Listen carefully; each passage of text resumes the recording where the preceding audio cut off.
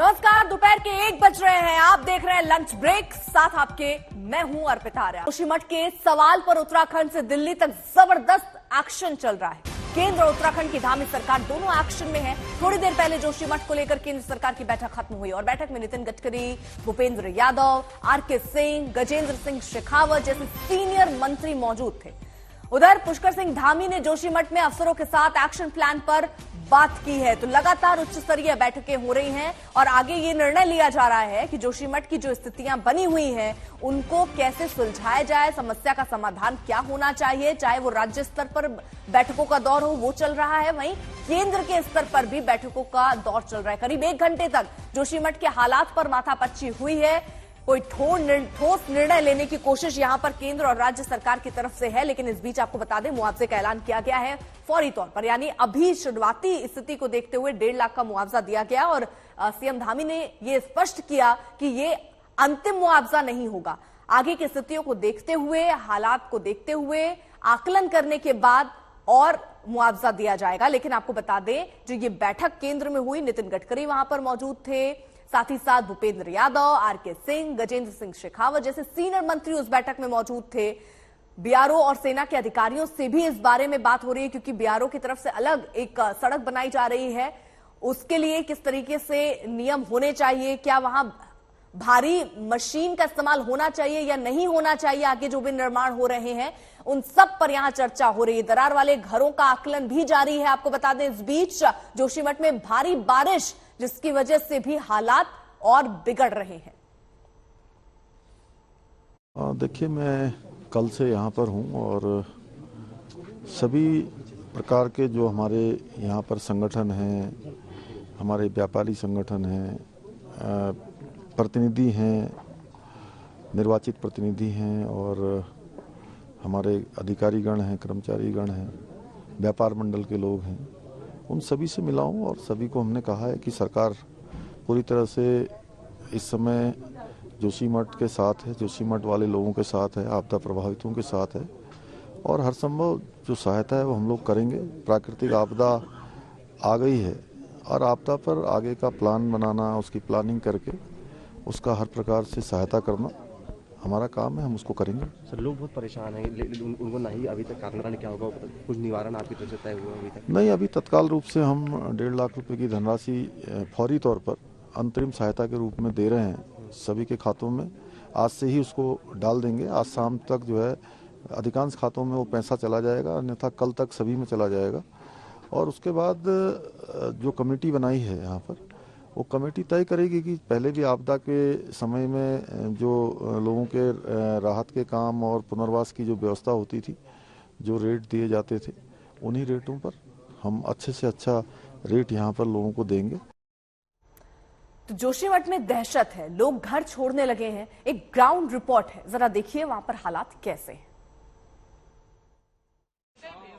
जोशीमठ में कल से ही बारिश जैसे हालात हैं। कल पूरी रात अलग अलग हिस्सों में जोशीमठ के बारिश होती रही और उसका असर अब जोशीमठ के उन घरों पे दिखाई दे रहा है जिन पे पहले से ही दरारें थी। मनोहर बाग के इन स्थानीय लोगों का दावा है कि ये सारी दरारें कल रात से ही बढ़ गई हैं। पुश्तैनी मकान है जिसमें लोग रहते थे, लेकिन अब आनन फानन में इन घरों को खाली करना पड़ रहा है। हमारे साथ इस घर के मालिक भी हैं जो इस वक्त सुबह से ही, जैसे ही सुबह हुई, शिफ्टिंग की प्रक्रिया में लग गए हैं। आपका नाम क्या है और दरारों पे क्या असर पड़ा है बारिश के बाद? जी, मेरा नाम सूरज कपरूवान है, यहीं के रहने वाले। ही हमारा पुश्तैनी मकान है, लगभग 80 साल पुराना मकान है। इस पे दरार आनी शुरू हुई थी, लेकिन कल इसमें बहुत तेजी दिखी है। कल से जो दरार है वो जो बारीक थी वो चौड़ी हो गई है। सारे कमरे लगभग फैलने को हो गई और अलाइनमेंट एक तरह से देखेंगे तो मकान झुकने लगा है। तो हमको वैसे ही हमारे मकान को 3 दिन पहले रेड मार्क कर दिया गया था और खाली करने के लिए बोला था। आज तेजी है हमारा। अब ये हो रहा है कि कल तक तो हम फिर भी एक तरफ से वो थे कि बहुत ज्यादा फर्क नहीं दिख रहा है, तो हम थोड़ा आराम से कर रहे थे। आज तेजी दिखानी पड़ रही है। रह भी रहे थे और थोड़ा शिफ्टिंग भी कर रहे थे, दोनों ही काम चल रहे थे। दिन में इधर ही रहते थे, खाना पीना लगभग अपने घरों में कर रहे थे और बाकी जहाँ शिफ्ट होना था वहाँ सामान लेके जा रहे थे। ये अगर हम इसको समझें तो ये पूरी दरारें आप कह रहे हैं कि कल रात में बढ़ी है, यहाँ पे क्या फर्क आया इस घर में? यहाँ पर ये दरार जो थी लगभग एक इंच के पास में थी और ये कल बढ़ के लगभग अभी आप देखेंगे 2.5-3 इंच पे पहुंच गई है। तो ये कल रात ही रात बहुत बड़ा कुछ डेवलपमेंट हुआ है, बड़ी तेजी से दरारें बढ़ी है।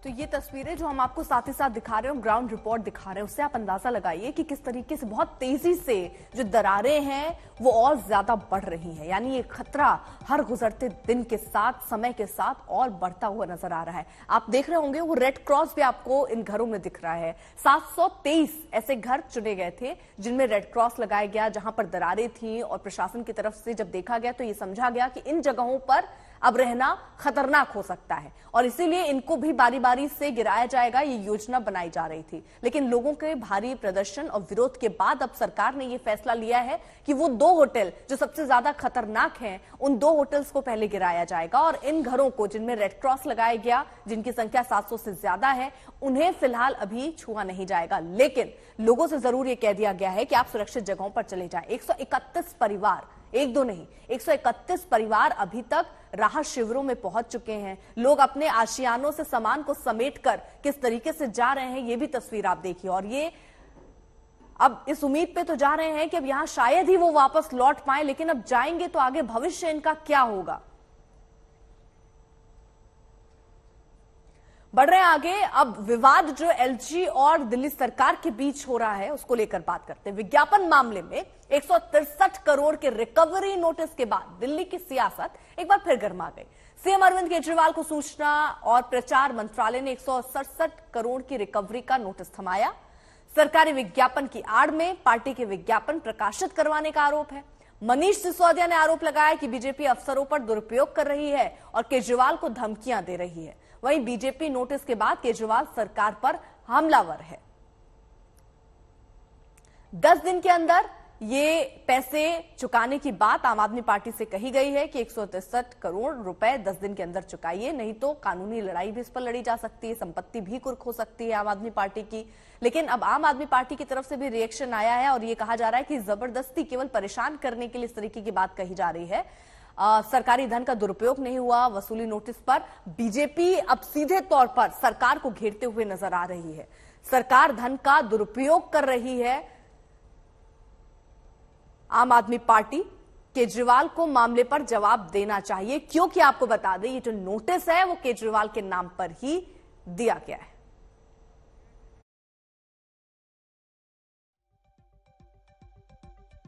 किस तरह से दिल्ली सरकार के अफसरों का भारतीय जनता पार्टी अपने राजनीतिक हित के लिए दुरुपयोग करती रही है, इसका एक उदाहरण कल एक नोटिस के रूप में मिलता है। ये नोटिस दिल्ली के सूचना विभाग की आईएएस अधिकारी सचिव श्रीमती एलिस वास जी ने जारी किया है अरविंद केजरीवाल जी के नाम। एलिस वास जी ने अरविंद केजरीवाल जी को धमकी दी है कानूनी रूप से कि आप ये 163 करोड़ रुपए जमा करो, 10 दिन के अंदर जमा करो, नहीं तो आपके ऊपर failing which further necessary action as per law will be taken in this matter. सूचना विभाग की आईएएस अधिकारी एलिस वास जी भारतीय जनता पार्टी के कहने पर अरविंद केजरीवाल जी को धमकी दे रही है कि 10 दिन के अंदर अंदर 163 करोड़ रुपए जमा करो, नहीं तो आपके खिलाफ कार्रवाई की जाएगी। ऐसा लगता है कि एक समय नादिर शाह ने लूटा था दिल्ली को और एक बार आम आदमी पार्टी अपने भ्रमजाल से सत्ता में बैठकर दिल्ली के खजाने को लूट रही है, जिससे दिल्ली के गरीबों का, दिल्ली के झुग्गियों का, दिल्ली के घरों में पानी देने का, इस सारी समस्याओं का निदान होता। लेकिन नहीं, आज 163 करोड़ रुपए 10 दिन के अंदर रिकवर करने की बात आई तो मनीष सिसोदिया जी दिल्ली सरकार छटपटा गई। बिहार के शिक्षा मंत्री, माफ कीजिए, ये सचमुच शिक्षा मंत्री ही हैं। उन्होंने कहा है कि रामचरितमानस ने भारत में नफरत फैलाया है। नीतीश कुमार के शिक्षा मंत्री चंद्रशेखर लालू यादव की पार्टी के मधेपुरा से विधायक हैं। उन्हें राम और रामचरितमानस से क्या बैर है, ये समझने के लिए ये रिपोर्ट देखिए।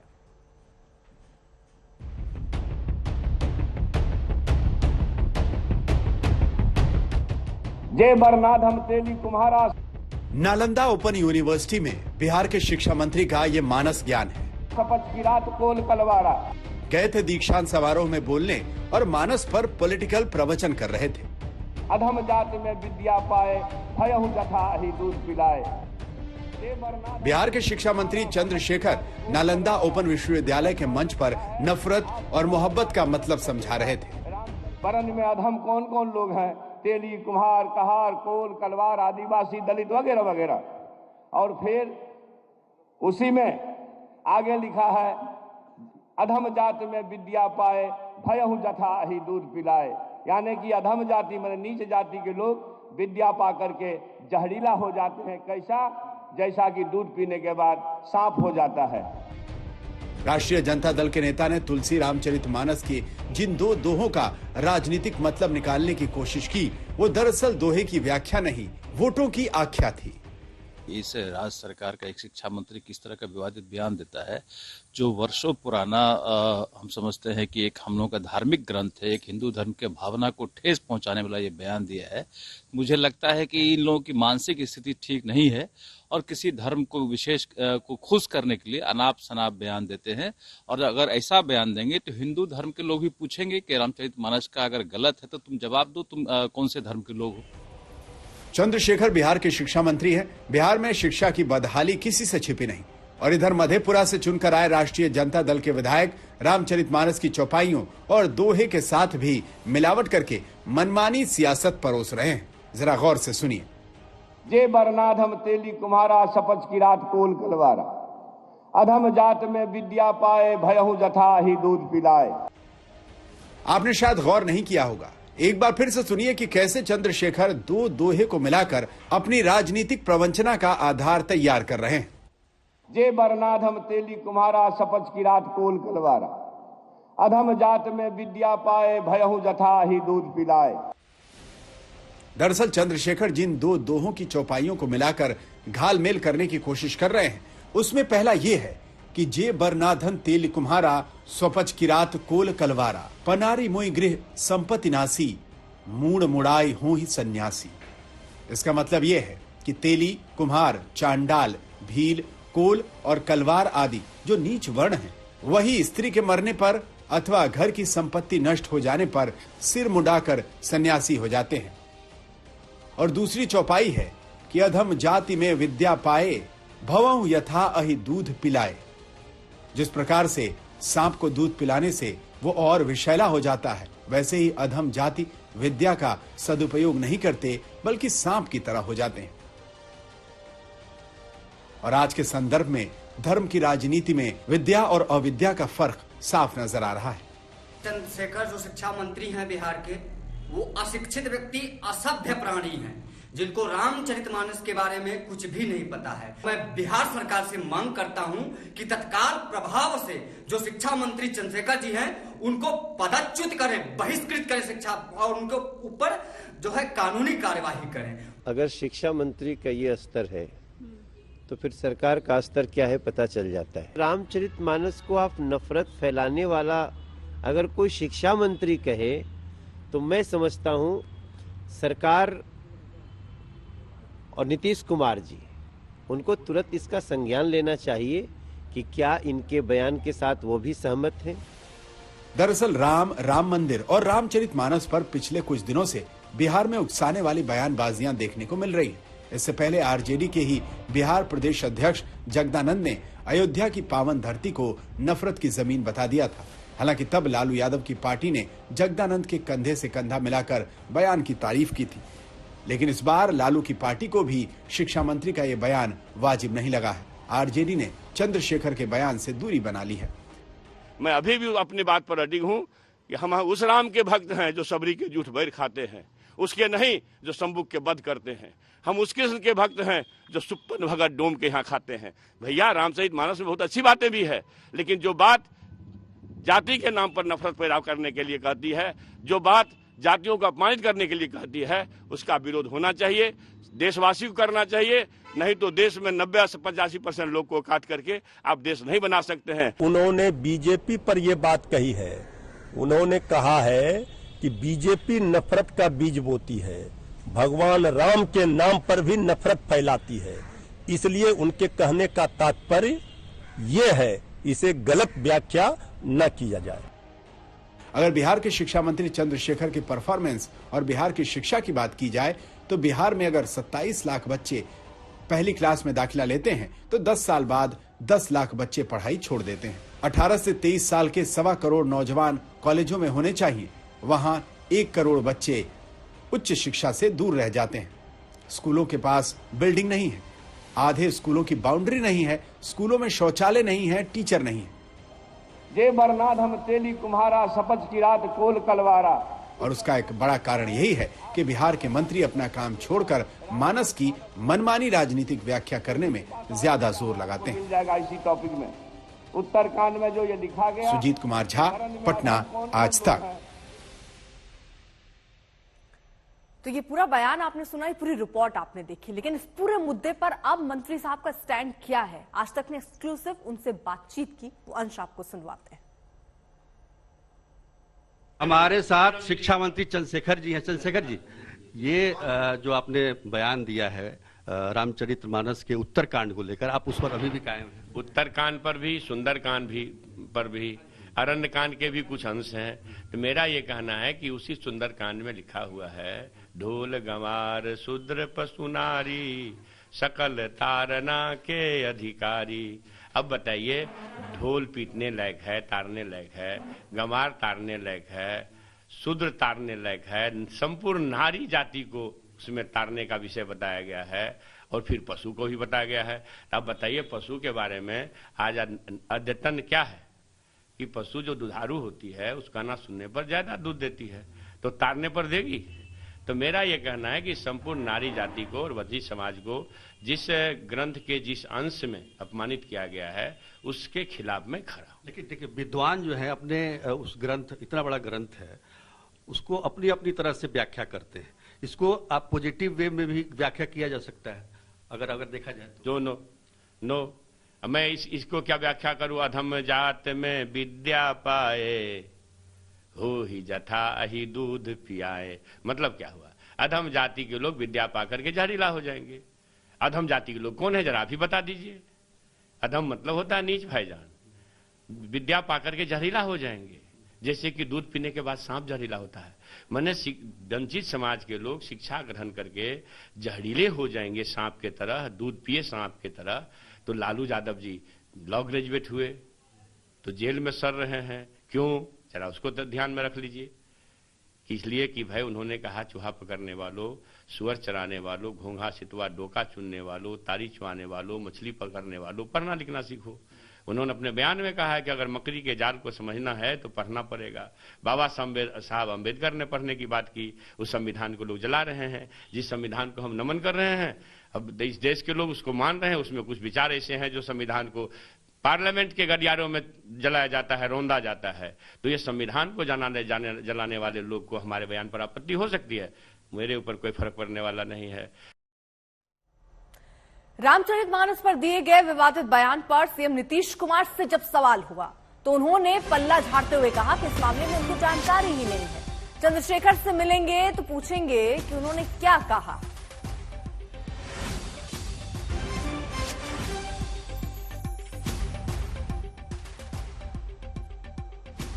मानस को लेकर के उन्होंने कहा है कि ये विवादित ग्रंथ है।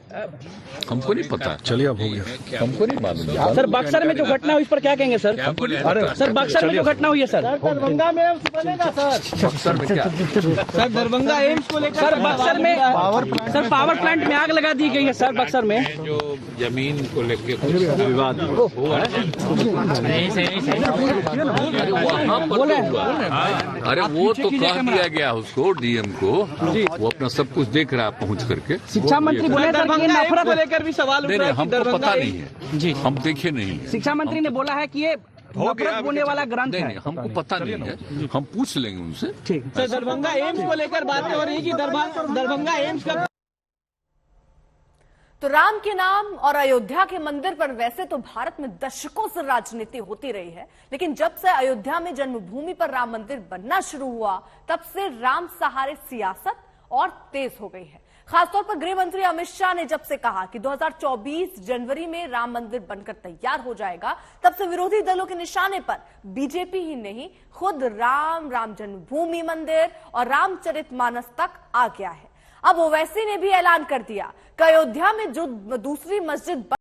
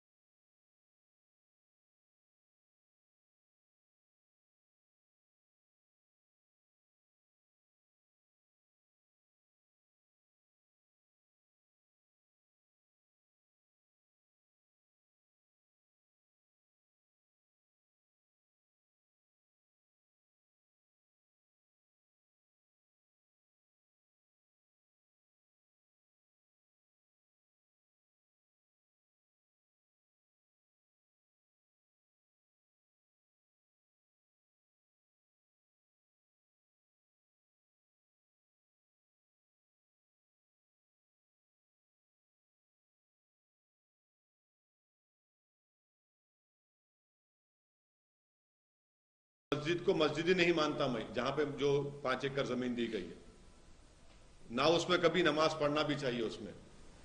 देखिए ओवैसी जी क्या कहते हैं वो तो उनका सोच है, सरकार का सोच है। माननीय नरेंद्र मोदी प्रधानमंत्री यशस्वी देश में और उत्तर प्रदेश के मुख्यमंत्री योगी आदित्यनाथ जी, मोदी जी के सपनों का उत्तर प्रदेश बने, योगी आदित्यनाथ अहरनिश काम कर रहे हैं। ओवैसी अयोध्या की मस्जिद में नमाज और इबादत को पहले भी हराम करार दे चुके हैं और तब देश भर के उलेमाओं ने ओवैसी के इस बयान की मजम्मत भी की थी। अब एक बार फिर अयोध्या की मस्जिद के बायकॉट की कोशिश कर रहे ओवैसी बीजेपी के निशाने पर आ गए।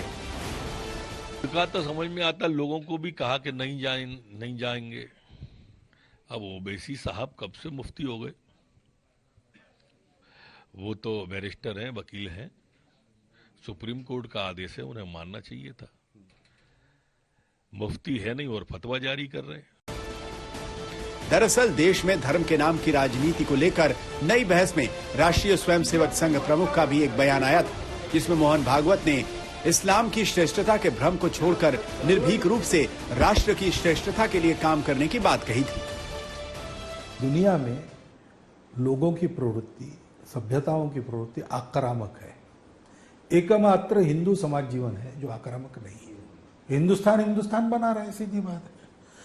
इसमें जो आज हमारे भारत में मुसलमान हैं, उनको कोई नुकसान नहीं, वो है, वो रहना चाहते हैं, रहे, पूर्वजों के पास वापस आना चाहते आए, उनके मन पर है।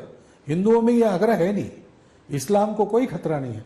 हाँ, हम बढ़े, हम एक समय राजा थे, हम फिर से राजा बनना, ये छोड़ना पड़ेगा। हालांकि मोहन भागवत के बयान के बाद खुद को मुसलमानों का प्रतिनिधि बताने वाले नेताओं ने तरह तरह की प्रतिक्रिया दी। जब हिंदू मुस्लिम नफरत आप फैलाएंगे तो मुसलमान फिर अपने लिए कुछ सोचने पर मजबूर होगा। तो बहरहाल मुसलमान इससे डरेगा नहीं कभी। ओवैसी और बर्क जैसे नेता संघ प्रमुख के बयान को लेकर आपत्ति जताते हैं। हालांकि देश में ही मुसलमानों का एक बड़ा वर्ग मोहन भागवत के बयानों में कुछ भी गलत नहीं देखता। आरएसएस प्रमुख मोहन भागवत जी का बयान एक अच्छा बयान है, जिसमें उन्होंने हिंदुस्तान के मुसलमानों को एक उम्मीद की किरण दिखाई है और जो वर्चस्व की बात कही है, उसमें हिंदुस्तान का कोई भी मुसलमान अपने पुराने वर्चस्व, उससे कोई भी ताल्लुक का इजहार नहीं करना चाहता।